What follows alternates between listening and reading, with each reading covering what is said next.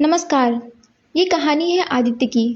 आदित्य कश्यप, जिनके पिता श्री मनोज कुमार कश्यप गांव सराय भागमानी, गौरीगंज, जिला अमेठी, उत्तर प्रदेश के निवासी हैं। आदित्य हमारे देश के एक उभरते हुए राष्ट्रीय स्तर के वॉलीबॉल खिलाड़ी हैं। उन्होंने खेल के विभिन्न क्षेत्रों में अनेकों गोल्ड मेडल्स और ट्रॉफीज हासिल किए हैं। अभी पिछले ही महीने वे गोवा में राष्ट्रीय चैंपियनशिप खेलकर लौटे थे और अगले महीने थाईलैंड में अंतर्राष्ट्रीय चैंपियनशिप खेलने का उनका प्रोग्राम था। उनकी मेहनत और लगन से उनका भविष्य बहुत ही उज्जवल था।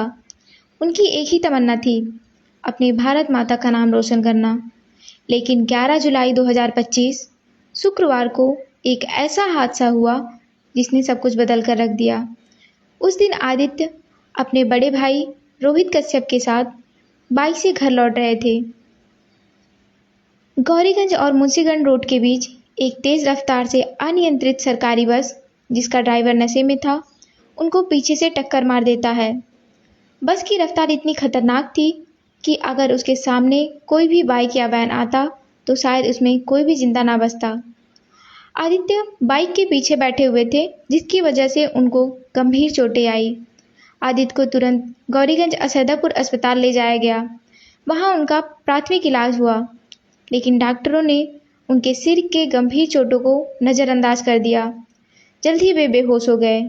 जब हालत और भी बिगड़ी तो सीटी स्कैन किया गया।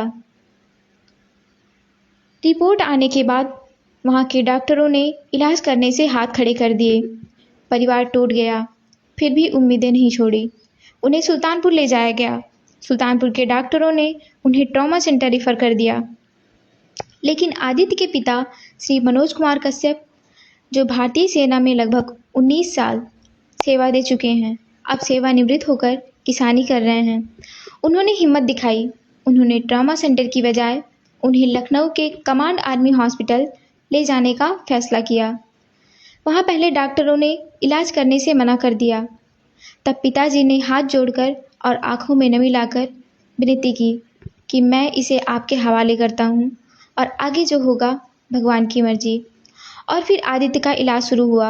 आदित्य का सिर का ऑपरेशन लगभग 6 घंटे चला, पर वो फिर भी बेहोश ही रहे।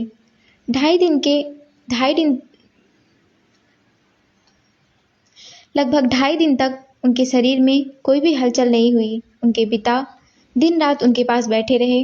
लगातार 2.5 दिन के कोमा के बाद फिर अचानक उनके शरीर में हल्की सी हरकत दिखी।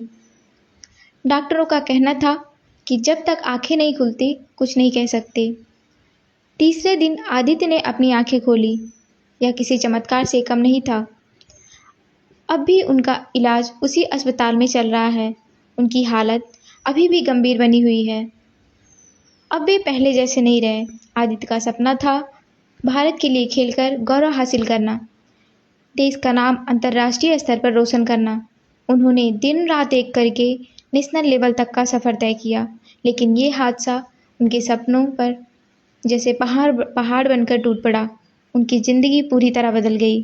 उनका भविष्य अब सरकार की मदद का मोहताज है। आदित्य के पिता ने अपने लगभग 19 साल सेना में हमारे देश की रक्षा में लगाए। उनके दादाजी भी सेना में सूबेदार थे।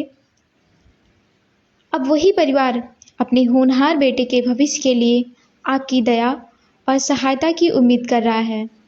मैं हाथ जोड़कर उत्तर प्रदेश के माननीय मुख्यमंत्री श्री आदित्यनाथ योगी जी से और हमारे राष्ट्र के माननीय प्रधानमंत्री श्री नरेंद्र मोदी जी से प्रार्थना करती हूँ, कृपया इस होनहार खिलाड़ी की सहायता करें ताकि आदित्य फिर से अपने पैरों पर खड़े हो सकें और देश के लिए खेलें और भारत का नाम पूरी दुनिया में रोशन करें।